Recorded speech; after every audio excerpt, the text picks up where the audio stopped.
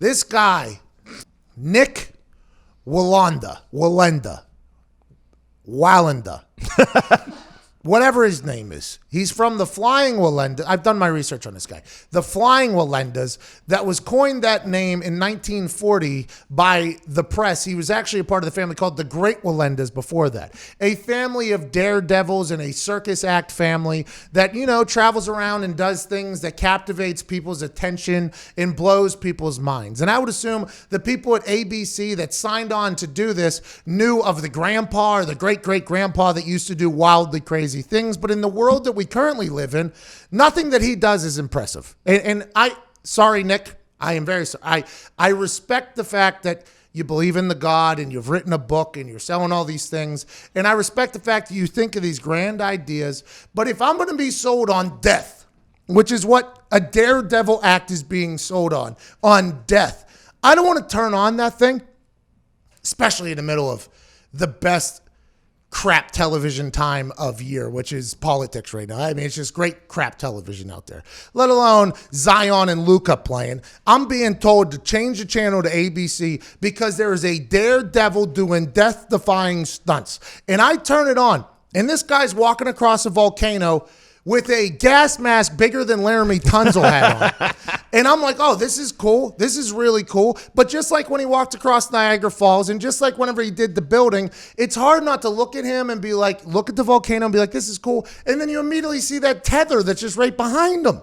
And then if you have a brain, all you think is like, oh, so if he falls, nothing happens. If he falls, he's just bungee jumping over top of a volcano, which, by the way, really cool. Like, kind of jealous of the guy getting to do that. I was jealous of him when he did it to Niagara Falls. I was jealous of him whenever he did it to buildings. I'm jealous of him when he does it over a volcano. And I'm not saying it doesn't take a massive gut sack to get up that high and walk on a very thin line. But as somebody, you know, that's skydived and has bungee jumped before, like, yo, it's very scary. It takes something to really get up that high. So I respect it. But when you see that tether behind it, this is not must-see television. This is not prime time cable network ABC television. Maybe whenever his family back in the day was doing this stuff without the tether, and there's a chance.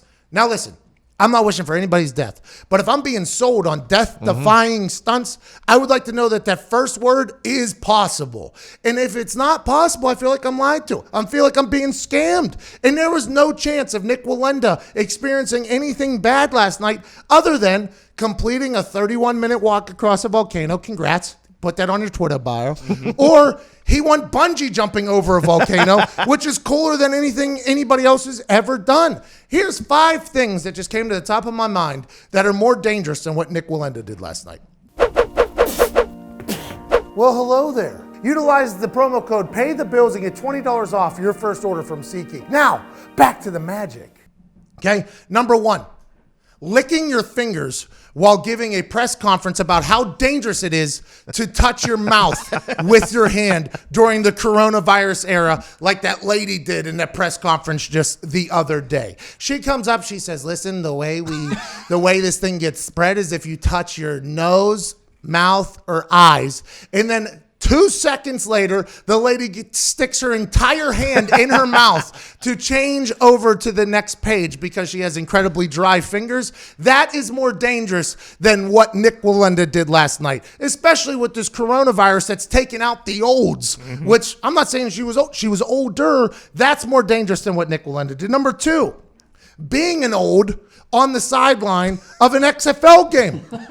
Hal Mummy, this past weekend, offense coordinator for Dallas Renegades, the guy who created the air raid offense, was just standing on the sideline with a towel around his neck, calling in incredible plays, and all of a sudden one of his own guys comes through, spears him, breaks his leg, he calls the rest of the game. That's more dangerous than what Nick Wallenda did last night. Number 3, all of a sudden, this thing is dropped out of nowhere. What's more dangerous than what Nick Wallenda did last night?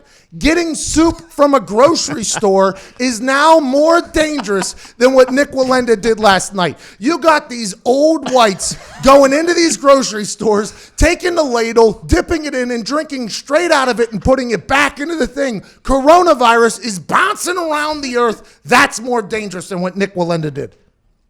Number 4.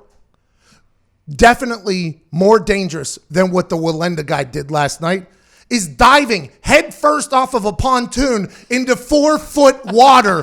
The likes that could have a brick under there, a log under there. You can't see through it. When you sailgate at a Baylor game and you go face first, belly flop off the top of a pontoon boat, that is more dangerous than what Nick Wallenda did last night. And number 5, this video made its rounds on the internet just the other day.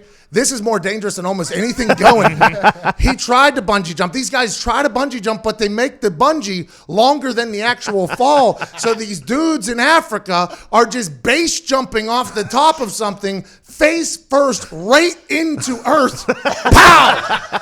That's more dangerous than what Nick Wallenda did last night. I would pay top dollar to watch all of these things instead of what Nick Wallenda did last night. And maybe I'm going to ask for that, but that's just truly how I feel. We got to get to a break. No fans of Nick Wallenda in this room. None. He's a hustler. Like, I respect the fact that he's a hustler. He's a carny. He's a circus act and all that stuff. But maybe 10 years ago when there wasn't all the rules, and I understand it's not him forcing the tether on. It's probably the network. But that's not my fault either. Nope. That's not my fault either. Don't be shoving it down my face. Find another network. I'm done with it.